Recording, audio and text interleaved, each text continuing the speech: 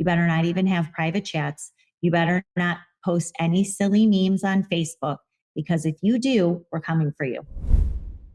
That is Julie Kelly. We're talking about a very controversial topic on the show today, but a topic that must be discussed if we want to conserve the liberty in our nation. I'm not trying to sound hyperbolic right now, but there are several fronts in the battle to maintain the United States of America, the battle like that pose an existential threat, right? The border poses an existential threat. The neo-Marxism that comes packaged as critical race theory and as queer theory poses an existential threat. And so do the prosecutions, the unfair convictions, the political targeting of the January 6th defendants. And I know, every time we talk about this on the show, I always get a bunch of text messages, even from other conservatives and Republicans. I get DMs, I get emails, people that are like, Liz, come on, this makes you sound like a conspiracy theorist. Don't wade into this territory. This isn't good for your reputation. You don't want to be talking about this. Let's just move forward. Let's move on. We can't move on. There will be nothing to move on to. What is the future if we have surrendered the future to these bureaucrats in our federal government who are weaponizing the law against American citizens? And the reason, by the way, what we're going to talk about today is we're going to talk about the conviction. Stewart Rhodes, who's the leader of the Oath Keepers, was convicted of seditious conspiracy with a terrorism enhancement. He's been sentenced to 18 years in prison. 18 years in prison. Keep in mind, he did not bring a weapon to Washington, D.C. He left his weapon in Virginia, lawfully, legally. He did not go into the Capitol. He did not encourage anyone else to go into the Capitol. He did not attack any police officers. He did not harm anyone. And yet the judge has sentenced him to 18 years for what? For private chats in a group text message thread that he said because he has unsavory and distasteful opinions on how to push back against the radical left. Opinions I don't share, opinions I'm sure you don't share, opinions that we both completely disagree with, but they're his private opinions in a group text message that he didn't act on. And the government's putting him in prison for 2 decades. Listen, it is not a coincidence that the government goes after someone like Stewart Rhodes, because Stewart Rhodes is a very distasteful person, right? It's very similar to when social media companies banned Alex Jones. They banned Alex Jones first. This was before the spate of cancellations against conservative starts. Alex Jones was the first. And the reason that they canceled Alex Jones first is because at the time, you and I didn't want to defend Alex Jones. He was claiming that the Sandy Hook shooting, which resulted in the murder of 24 young elementary school children. It was one of the most horrendous things that we've ever witnessed in this country. He was claiming that was fake, that was a hoax, that these were actors and these parents that were grieving were liars. And we were all disgusted and revolted by this. No one wanted to defend him. No one wanted their reputation smeared by association with him. And so the left said, you know what? We'll target him. We'll target him because who's going to actually push back and defend his right to have horrendous opinions, his right to free speech, because they're not going to want to be tarnished by those opinions. And you know what? The left was right. Conservatives didn't push back. Some conservatives did, a few of us did, but not enough, not strong enough, not loud enough. And it moved the Overton window closer and closer to mainstream conservative viewpoints until now. What do we all face? We all face situations on social media where we're not allowed to talk about transgenderism. We're not allowed to talk about election integrity. We're not allowed to push back against radical leftist narratives, or else we will lose access to that platform. We'll be deplatformed. We'll be silenced. We'll be censored. That's exactly why the government is going after Stewart Rhodes, because even Congressman Matt Gaetz said, you know what, I'm not going to defend, you lost me if you want someone to defend Stewart Rhodes. Yeah, because the guy says gross things. The guy, I don't want to be associated with him. I'm sure you don't want to be associated with him. But just because he has said things that we find distasteful and bad doesn't mean that Biden's Department of Justice and the federal government have a right to violate his constitutionally protected rights, his constitutionally protected right to free speech, his constitutionally protected right to due process of law. Do you know that the judge presiding over this case, who was appointed by Barack Obama, suppressed evidence about what Stewart Rhodes and his group were actually doing on January 6th? They didn't let the jury see the activities of what Rhodes was doing on that day. Activities that were a better example of the fact that he wasn't doing anything violent. He wasn't waging war against the U.S. government, which is what seditious conspiracy means, that he wasn't acting as a terrorist. He was acting as, well, on January 6th, his actions were basically nothing. His words in his group text to his other Oath Keepers friends were bad words. They were bad opinions. They were loudmouth, nasty stuff that he was saying that he didn't do. And there's no evidence that he ever intended to do. So what we're going to talk about today is we're going to talk about this. We're going to talk about why we should defend Stewart Rhodes, even though he may be a gross, distasteful person, because what the government is doing, what prosecutor Matthew Graves and what this Judge Mehta that was appointed by Barack Obama, what they're doing right now is they're writing the playbook for exactly how they are going to criminalize our speech. They're going to criminalize us if we question the outcome of an election. They're going to not only label us as terrorists, they're going to prosecute us as terrorists if we dare to question anything that the left does. So sitting here, I don't care. I don't care how many emails I get. I don't care how many text messages I receive. I don't care how many warnings I receive from seasoned Republicans telling me that this is a topic that I should just stay away from. I refuse to stay away from this topic because this is an existential threat to our freedom. This is an existential threat to our country. And we're going to break it all down so you fully understand why we cannot be silent about this. Let's get to it.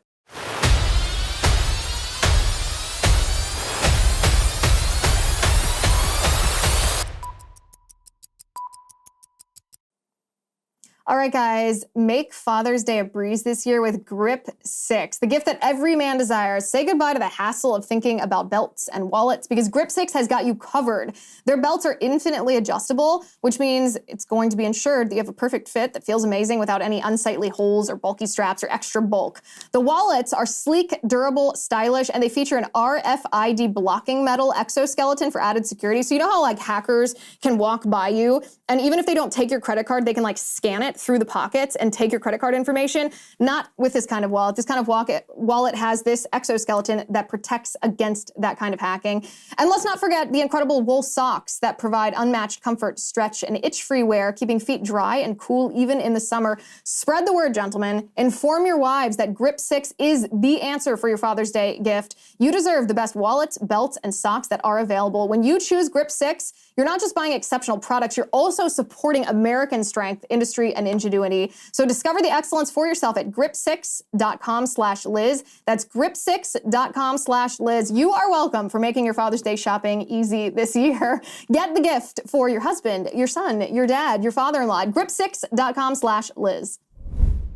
All right, so with me today is the person who has followed this more closely than I think anyone else in the country. We talk all the time about this stuff because she is the predominant expert. She's the only one that's willing to buck the mainstream media trend and publish piece after piece after piece following along. Because that's the thing about all of these cases, all of these prosecutions, is it's convoluted and it's intended to be. They intend to confuse people because if you don't follow along bit by bit, drip by drip, day by day, then you're going to get lost. You're not going to push back and they're going to get away with their corruption. So I'm talking, of course, about Julie Kelly. She's a senior contributor at American Greatness. She's with me now. Julie, thanks for joining.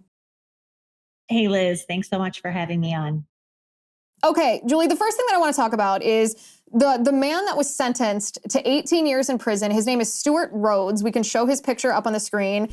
He's the head of the Oath Keepers group. A lot of people are familiar with that name. It's oftentimes associated with the Proud Boys. The left likes to lump the two of them together. Proud Boys and Oath Keepers both had a presence on January 6th, although they've had presences other places, many other times as well.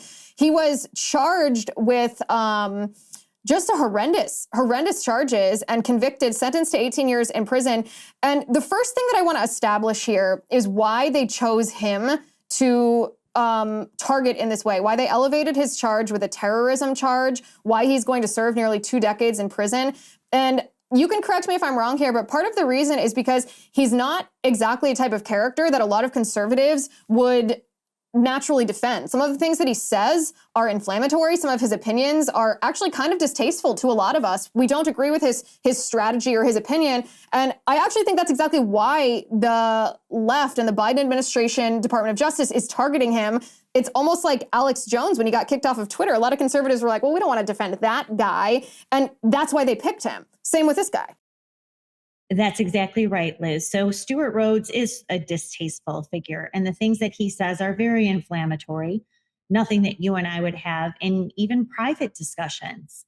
But that does not certainly rise to the level of seditious conspiracy, which is equivalent to waging war against the United States.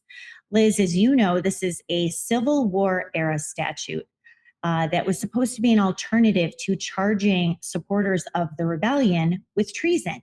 That is where this originated. It has been, like so many other laws, bastardized, taken out of context, and weaponized by this Department of Justice, DC U.S. Attorney Matthew Graves, to criminalize political dissent.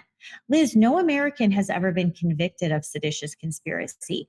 Usually the handful of people, individuals who have been convicted of seditious conspiracy are ISIS, Al-Qaeda, Taliban terrorists. For example, the Blind Sheik and 9 of his associates who blew up the World Trade Center in 1993, part of it, killed 6 people, injured 1,000 more. They were convicted of seditious conspiracy. That's the slippery slope that we are on. And you're right, a lot of people don't want to speak up for Stewart Rhodes. I'm not defending everything that he said or his tactics, but seditious conspiracy, the government, Matthew Graves' office asking for 25 years in prison, including a terrorism enhancement. These are things that have never happened in American history, and it is a slippery slope to criminalizing any sort of political dissent on the right. Yeah, it's banana republic stuff, honestly, when you analyze what he did on that day. Because if you're going to criminalize Americans who say distasteful things, Americans who say really unfortunate things, horrible things in the privacy of their own text messages, then all of us are going to be in jail. And I don't say this comment to be to make some kind of joke. That's the point of it. They want to make it so that everything that we say privately rises to the level of a violent crime. They want our words to be illegal because they don't believe that we should be allowed to think what we think about the current president and believe what we believe about the 2020 election. It's shocking. So on January 6th, what did Stewart Rhodes do? What were his actions on that day? Can you walk us through that? So he was sort of communicating with these group of Oath Keepers, some of whom came from Florida, other states. They stayed at hotels outside of Washington, D.C. The firearms that they brought with them on the drive from wherever their state was, say Florida, to Washington, D.C., they stayed in a gun rights friendly state. In Virginia, they left whatever firearms that they brought in the hotel because, of course, Liz, that's what you do when you're going to overthrow the government and wage war against the United States is you take whatever legal firearms you transport and you leave them at your hotel room so you don't break Washington, D.C.'s very strict gun control laws, which is what many of them testified and told the FBI. So Stewart Rhodes is sort of communicating with his people that day. He did not go inside the Capitol. He was outside the Capitol. Several of his associates did go inside. And then they sort of reconvened afterwards, talked about what happened. Some of them bragged on social media or in text to family members about what had happened. None of them were charged with weapons violations. None of them, as I said, brought any weapons to the Capitol. None of the Oath Keepers are charged with assaulting police officers. In some cases, Liz, and this is evidence that the government successfully suppressed in these trials, they were helping police officers. The Oath Keepers are former veterans and law enforcement officials, and they have sworn to take an oath to defend the United States.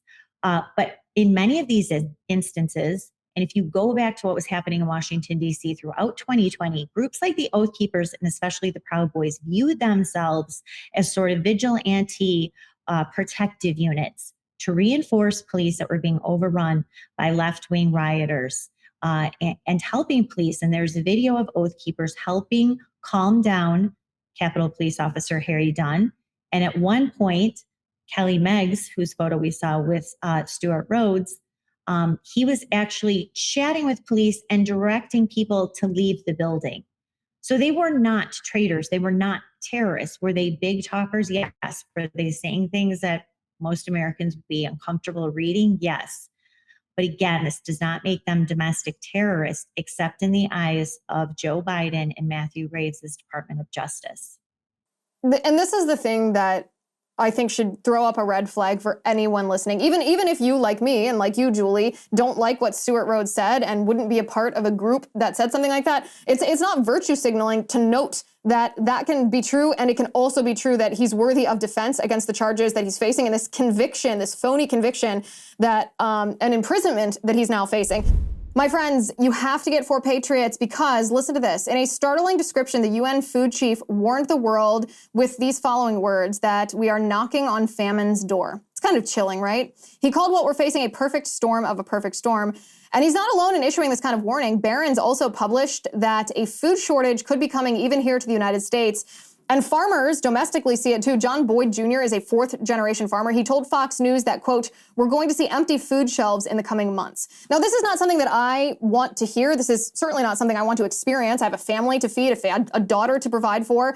It's why getting survival food is more important than ever. I strongly recommend that you join me in creating your own stockpile of the best-selling For Patriots survival food kits. This is not ordinary food that I'm talking about. We're talking good for 25 years, super survival food, so that you are prepared for whatever emergency may befall us. They have different breakfasts, lunches, and dinners. And you can make these meals, by the way, in less than 20 minutes. Super easy. Just add boiling water, simmer, and serve. Right now, and for the next few days, listeners of The Liz Wheeler Show will get 10% off their first order at 4patriots.com if you use my code Liz. Just go to 4patriots.com, use code Liz to start your stockpile today. 4patriots.com, promo code Liz.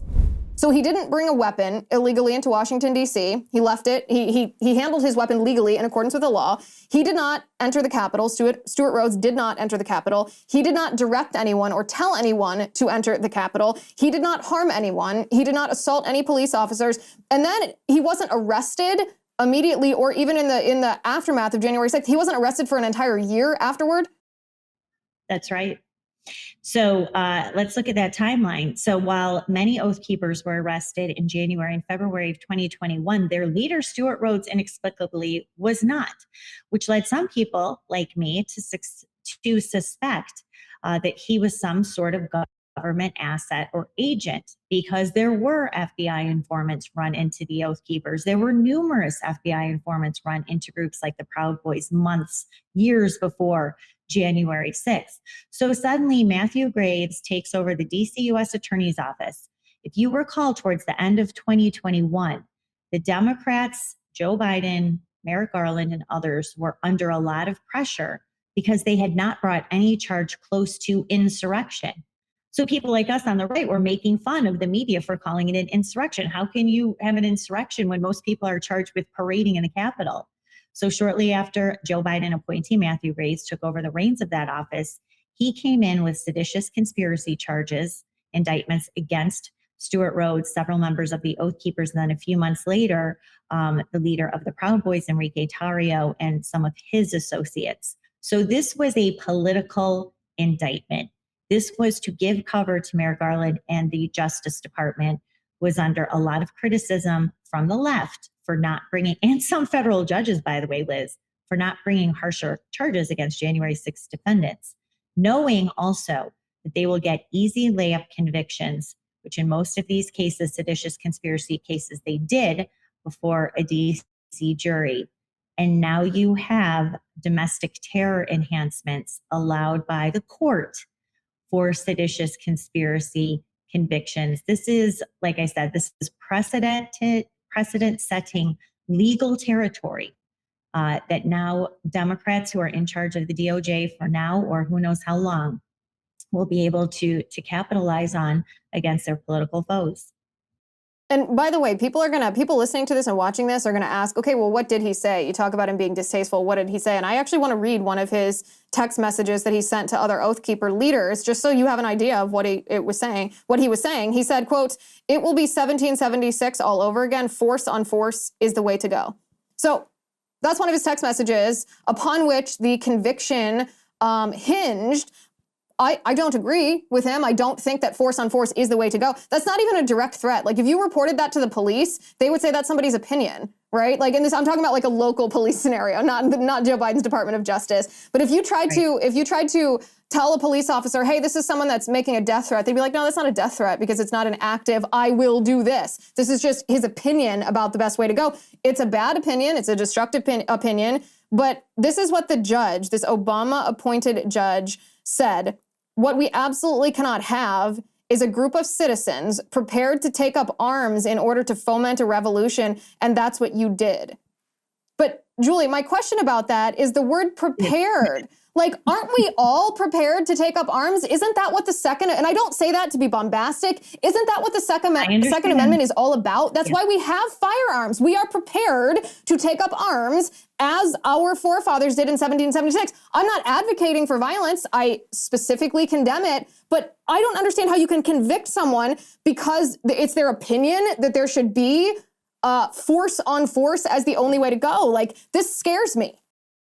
And it should. And I'm sure even as you say these words on a podcast, you're thinking, okay, you know what? I mean, it's like 1984. It's like the surveillance state could very easily take any of our words that we're saying right now out of context and cherry pick them and put them in an indictment and say them to a jury, which I've seen repeatedly, but especially in the Oath Keepers and Proud Boys seditious conspiracy trials. I mean, you have the government repeatedly using any citation to 1776 as incriminating evidence. This includes flags or, you know, memes that talk about 1776 and, you know, watering the tree of liberty with the blood of patriots, that sort of thing is being cited as incriminating evidence. So to your point, these are our constitutionally protected rights. This is why we have the Bill of Rights. This is why we are told we do not have to bow down to tyranny. And when these folks were talking about this, mostly in private group chats, some that were encrypted, many of which had FBI informants in those chat groups reporting to the FBI what was being said. So that is just one of the more alarming aspects of how these prosecutions are going down. And Liz, it's not just to criminalize what happened in 2020 or supporting Trump. This is a shot, this is a warning shot to every Republican voter for 2024. God forbid you protest. You certainly are not invited to the nation's capital to do so. But if you speak this way, even privately, if you plan to demonstrate against the outcome of a 2024 election, here are the legal consequences that you will suffer. And you'll suffer far more in your community, your family members, you'll lose your job, you'll be bankrupted. This is the climate that is being created very quickly by this Department of Justice and judges on the DC District Court. And there's no time limit on this, right? Like Stewart Rhodes said these things before January 6th. They're on January 6th, and he wasn't arrested until a year later. A year later. So it's just going to hang over your head. This is another comment from the Judge Mehta. He said, recall, a civil conspiracy need not involve an express agreement. So I guess that means that you can be involved in trying to wage war against the U.S. government and not know it. It's almost laughable if these people didn't have the power to make this a reality. One of the things, Julie, that I want your opinion on, or I want you to speak to, is these people that are accused of trying to overthrow the U.S. government. And this includes Trump and Stewart Rhodes and the different January 6th protesters who've been charged. Some of them have been convicted or pled guilty. One of the commonalities among them is that they actually tried to use the law to seek recourse for what they believed was a wrong against them, right? Everyone talks about President Trump trying to get Mike Pence to stop the certification of the election, but he was actually exploring whether that was a legal possibility under our Constitution, which seems like a funny thing to do if you're trying to subvert the Constitution, to try to abide by it if you're trying to subvert it. The same thing with Stewart Rhodes. His agenda was to try to convince President Trump to invoke the Insurrection Act. Would that not be, and I'm not a legal scholar here, I'm not saying whether that applied or not, it most likely did not, but again, not a legal scholar here, but isn't this contradictory to the argument from the Biden Department of Justice that Rhodes was trying to overthrow the U.S. government if he was trying to use an existing statute on our book as recourse for what he considered to be a wrongdoing? Yeah, that's such a great point, Liz. I mean, who tries to overthrow the government and abide by the laws of the government, both federal and local government, at the same time? And Liz, let's remember, and it's so important for people to be reminded of what was happening when the breach occurred. It was not that Congress was counting or certifying the Electoral College votes. No, what was happening for the first time in a very long time, you had a senator, a Republican senator, and a Republican House member joined together per the Electoral College Act to vet the results of 6 contested states. They were going to have 2 hours apiece to go through those 6 states. And for the first time, the American people were going to hear all the claims and accusations, valid allegations about voter fraud in these states. It started out with Arizona. So when this happened, Paul Gosar of Arizona and Ted Cruz were starting to object to the Electoral College results in Arizona. And that is when the breach occurred. That's when everything shut down. And then when they returned after the quote unquote insurrection, all of that vetting went away. The American people did not hear about voter fraud in those states. And Joe Biden and Kamala Harris were certified at about 3:20 a.m. on January 7th. So that is what the Trump supporters who I talked to, who were ensnared in what happened in January 6th, they were upset about the violence, most of it caused by, inside job, the violence that caused the joint session to shut down because they wanted those results. They wanted the Electoral College vetting to happen in public. They wanted the 10-day audit commission that several Republican senators were going to ask for that day. They did not want the proceeding shut down. The only people who wanted the proceeding shut down that day were Joe Biden, the Democrats, and a lot of never Trump Republicans, including Mitch McConnell. And that's exactly what they got. What a coincidence. What a funny way for someone to be convicted of a conspiracy to abandon the rule of law when he is actually trying to operate within it. Ladies and gentlemen, breaking news. Genucel has upgraded their most popular package to feature their top-selling deep firming vitamin C serum plus ultra retinol moisturizer with natural retinol alternative. And right now, take advantage of this limited time package upgrade for 70% off. Why waste time and money to get so-called work done on your face when you can get Genucel skincare shipped right to your door? Let me read you a real-life review from Genucel.com. This is from Robert. He lives in Blessing, Texas. He said, I purchased Genucel as a gift for my girlfriend. She said she saw results so fast that we joined their concierge program immediately. It's honestly the best skincare she's ever used and is extremely impressed with all the Genucel products. Her skin is noticeably softer and smoother. I can see and feel a difference too. She was already beautiful, and Genucel has made her even more beautiful. Now, Genucel's secret is a family recipe. It's good for all skin types, perfect for both men and women. They make it, a compounding pharmacist makes it in small batches, so it's always safe, it's cruelty-free, and it's natural. Now you can go to Genucel.com/Liz, and you can save 70% off Genucel's most popular package, which features both the Genucel Ultra Retinol and Genucel Firming Serum, so don't wait. Go to Genucel.com/Liz. That's Genucel.com/Liz. And you can get a complimentary Spa Essentials box with every package order, plus free upgrade to priority shipping. That's Genucel.com/Liz. Genucel.com/Liz. So talk to me a little bit about this judge, this Obama-appointed judge. I noticed you actually tweeted about this. I did not identify this myself. You tweeted that he told a lie about actually that police officer, Brian Sicknick, who died after January 6th. But this judge, I mean, I think it's pretty obvious that he's biased given the comments that he made to Stewart Rhodes, including, by the way, this is what the judge told Rhodes. He said, "You are compelling and charismatic. That is what makes you dangerous." So I guess, Julie, you're compelling, you're charismatic, I'm compelling, I'm charismatic. I guess this makes us a danger to our democracy, according to this judge. He lied about this officer dying on January 6th. What else do we know about this man? So Judge Mehta, as you noted, was appointed by Barack Obama.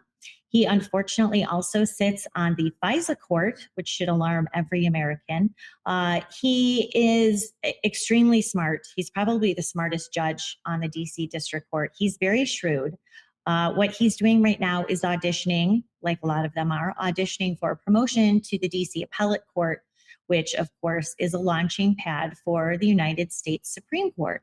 So I'm sure Judge Mehta, a very bright guy, envisions himself as possibly the first Indian American to be appointed by a Democrat president to serve on the Supreme Court.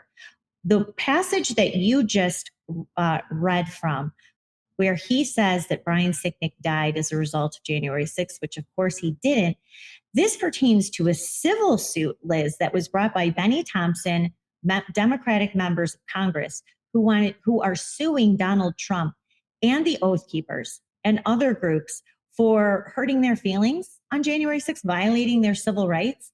How can Judge Maida oversee a civil lawsuit for a group in which he's also overseeing their criminal prosecution? Then he states in a ruling to allow these lawsuits by Democrat members of Congress to go forward.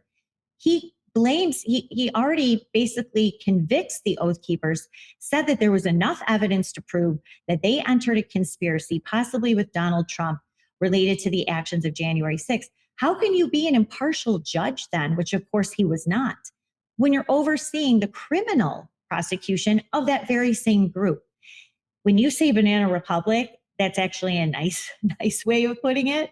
But it certainly applies to what I call also the legal and judicial circle of hell in Washington, D.C. Keep in mind that Judge Maida refused numerous times to move these high-profile Oath Keepers trials out of Washington, D.C., even at the same time, Liz, when the January 6th Select Committee was holding nighttime, nationwide televised hearings, specifically blaming the Oath Keepers and Proud Boys for what happened that day, mentioning defendants by name on national television while jury selection is going on for those trials. Judge Maida refused to move that trial. He got angry when these defense attorneys begged, especially towards the end of 2022, when the report was coming out, begged and gave him all this evidence as to why the jury pool was so tainted by these hearings and the work of the January 6th committee. And he said, I don't care if this January 6th report lands on the steps of the courthouse. We are not moving this trial. Ugh. I mean, it's so unfair. It's hard to believe it. And except, by the way, if you step back and you look, think about the Antifa riots, right? The Black Lives Matter riots, and either of the two. You can conflate the two, you can separate them, whatever. But think about the lack of accountability for the people that were assaulting police officers, that were vandalizing buildings, that were ruining private property, that were looting, that were violating the law of the cities. Think about those two lawyers in New York City that actually threw a Molotov cocktail at a police car, burned up a police car. They could have easily and perhaps intended to commit murder. We don't know. There happened not to be a police officer in the car at the time. And these two lawyers were sentenced to 1 year and 1 day in prison and 15 months in prison for committing what seems pretty obvious to me to be an act of terrorism. And the reason is because they're Antifa, they're Black Lives Matter, they support the left. But God forbid you're a Trump supporter and you say something kind of unseemly in a text message, all of a sudden you're a domestic terrorist, equal to the ones that bombed the World Trade Center in 1993. Like, this is not going to sit well with the American people. Well, I mean, to the extent, and that's why I appreciate you for getting this out to the American people. I'll tell you, these trials should be televised so people can see what's happening. At the very least, people should be able to call in. I can't cover these trials, Liz, unless I go to Washington, D.C. Early on, I could cover the trials, the hearings, like the pretrial detention hearings, the arraignments, sentences, et cetera, because they were still under COVID rules. Right before these major trials started, they pulled all of the virtual access. If the American people could hear what these judges are saying, if they could see what this government and prosecutors, the shoddy evidence that they're presenting to biased DC juries, they would be outraged. But no one really on our side is covering it. And again, I have to go to DC and sit in a courthouse or a media room if I want to cover what's going on. That shouldn't be the case. They're trying to cover up what's happening in these banana republic, kangaroo court style proceedings. So that's another one of their little tactics, is to let this happen behind closed doors so that people can't see, wait a second, most of the evidence is just text and like crazy videos that these people posted on Facebook. You mean they didn't bring, AR-15s or AK-47s to the Capitol and try to shoot up Nancy Pelosi? No, they didn't. Some of them acted badly, there's no doubt. A lot of them had heated rhetoric, as you said, that we don't like. But imagine the sort of things that were in group chats, Liz. 3 years ago this week, when this country was burning down at the hands of BLM and Antifa rioters, especially in Washington, D.C. It prompted the lockdown of the White House. There were rioters torching St. John's Church right across the street from the White House. They were vandalizing public federal property. They were assaulting federal police officers, including Secret Service and Park Police. I mean, what happened in D.C. for months in 2020, far worse than anything that happened for 4 hours on January 6th, that you have the same D.C. U.S. prosecutor, Matthew Graves, who has not charged one person for 2020 from 2020 with a federal crime, while he is still now 29 months later rounding up January 6th defendants, even for low-level misdemeanor trespassing charges. When you put it side by that, I know some Republicans don't want to talk about this. I actually always get texts and phone calls and messages and DMs after we talk about these topics that are like, Liz, come on. You don't want to look like crazy. You don't want to look like a conspiracy theorist. You don't want to be talking about this. Let's move on to the future. And I just kind of laugh because I'm like, what future is there to move on if we surrender our liberty right now to the left? And because they're taking it away from us. What they're doing is preventing us. And this is where I want us to go in this conversation. They're going to prevent us from ever being able to hold them accountable for things that they do to interfere in elections. For example, the assistant U.S. attorney, Catherine Rakosi, talks about Rakosi, thank you. Rakosi talks about this terrorism enhancement that Stewart Rhodes faced. In addition to being charged with seditious conspiracy, it was enhanced to a terrorism charge. That's what she is pointing to. So an opinion that's held by, I don't know, roughly half of the country, she's saying that's the reason for the terrorism charge. That's right. I mean, and I've posted this on Twitter, Liz, if people want to check out my Twitter feed from last week. I was posting screenshots of this 183-page insane sentencing memo and the justification rationale the prosecutors gave in seeking this terrorism enhancement. It's crazy. In one case, Jessica Watkins, who is a transgender oath keeper, she's been in jail since February of 2021. The prosecutors wrote, well, just as recently as a few months ago, she was making fun of Capitol police officers who were attacked and assaulted and compared them to 2020 police officers. This is in American court documents from our own Department of Justice. They are retaliating against Americans who protested Biden's election. And it is, again, this is a warning. You better not do this in 2024. You better not even have private chats. You better not post any silly memes on Facebook, because if you do, we're coming for you. It's insane. It actually reminds me more of a re-education camp in communist China, where your crime, you're not just being punished for violating someone else's civil liberties. It's a thought crime that you've committed. And the only way for you to be redeemed back into society is for you to be brainwashed and for you to prove that you will regurgitate their talking points, for you to actually change your beliefs, for you to be completely indoctrinated. Is this all leading back to charging Trump with the same thing? Absolutely, Liz. And especially as I wrote for American Greatness, the convictions of 4 members of the Proud Boys on seditious conspiracy really ratcheted up the legal jeopardy for Donald Trump on the very same charge. The reason why is that this DOJ made Donald Trump a key figure in that seditious conspiracy trial. The very first clip that the assistant U.S. attorney played for the jury in closing arguments, and I was there, was not of the Proud Boys violently attacking the Capitol with firearms and trying to overthrow Congress. No, it was a clip of Donald Trump from the 2020 presidential debate where he offhandedly, after being goaded by Joe Biden twice to specifically name the Proud Boys, Donald Trump says, "Proud Boys, stand back and stand by." That's the first clip the government played for the jury. They called the Proud Boys Trump's army. They said that the Proud Boys were jubilant after Trump said that during the debate. And then they tied the date of the conspiracy, Liz, to the day when Donald Trump tweeted on December 18th, 2020, to go to the Capitol on January 6th will be wild. That is when they said the seditious conspiracy began. That's not by accident. That's so special counsel Jack Smith can now take these convictions, also the Oath Keepers who are giving security to Trump associates like Roger Stone. They can take these convictions now, these outrageous sentences, the court imprimatur on that, show this to a DC grand jury and seek the very same seditious conspiracy indictment against Donald Trump. It will not be a heavy lift in Washington, D.C. When do you expect that to happen? And who would be behind it? Would that be Matthew Graves, that same prosecutor?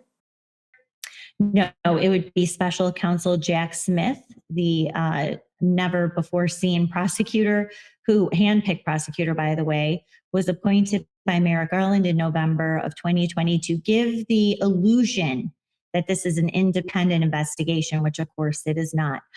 So Liz, Jack Smith is looking at 2 lines of inquiry. One, the classified documents handling. I think that indictment will come down first from Jack Smith, followed up maybe a month or so afterwards with a multi-count felony indictment against Donald Trump for January 6th. People keep asking about a timeline. I think the classified documents investigation is pretty much wrapped up. That could come sometime this month in June. The January 6th could be late summer, early fall, but it will come at the most politically advantageous time for the Biden regime, maybe to bury some bad news somewhere or to really stick the knife in Donald Trump.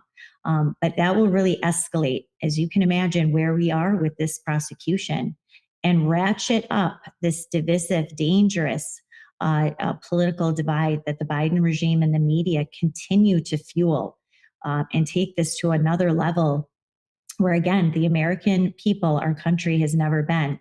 And that is the criminal indictment, federal criminal indictment of a former U.S. president. Just in time for his reelection campaign, no less. It's chilling. Julie Kelly, thank you for following along with this. Thank you for your diligent reporting, especially when no one else will do it. Thank you for sitting in those stuffy media rooms in the Washington, D.C. courthouses to follow along, because otherwise we wouldn't know.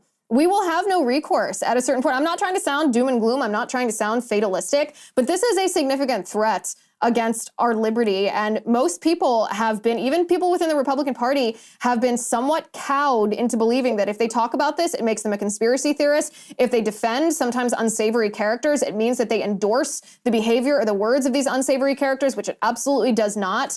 And you have been the strongest tide protecting our liberty, or the strongest fighter protecting our liberty on this aspect. I greatly appreciate it. Everybody go to American Greatness. Make sure you read every single one of Julie Kelly's pieces. Go to Twitter, follow her on Twitter. You can search for Julie Kelly. She comes right up. Thank you for being here. I really appreciate it.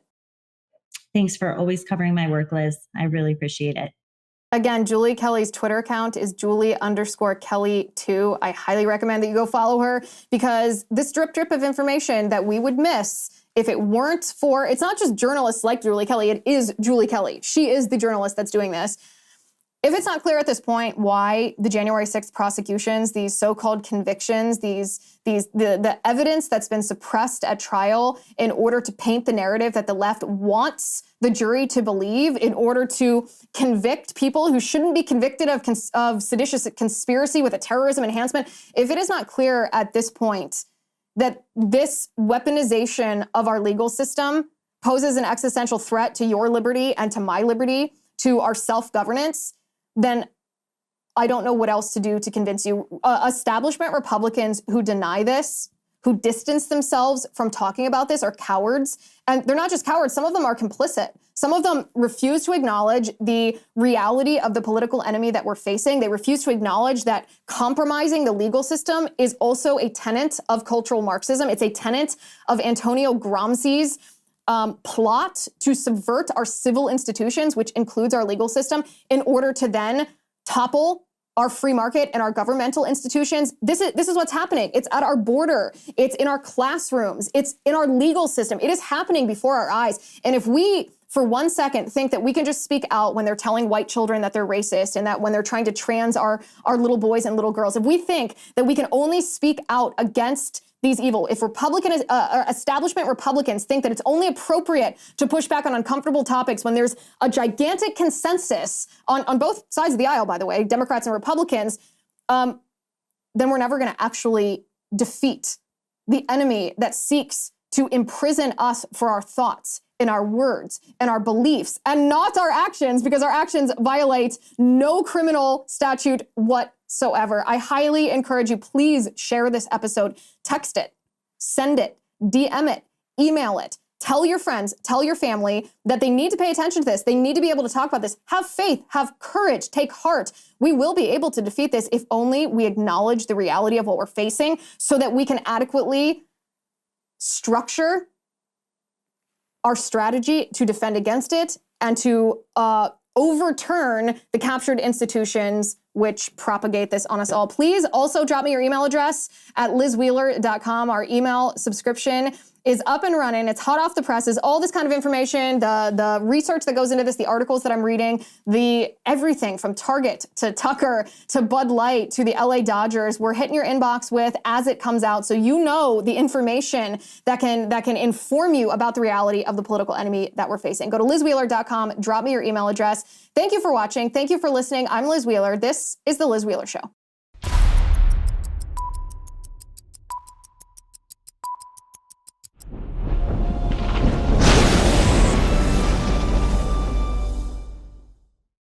If you haven't already, give this video a thumbs up, hit the subscribe button below, and ring the bell to make sure you never miss a video.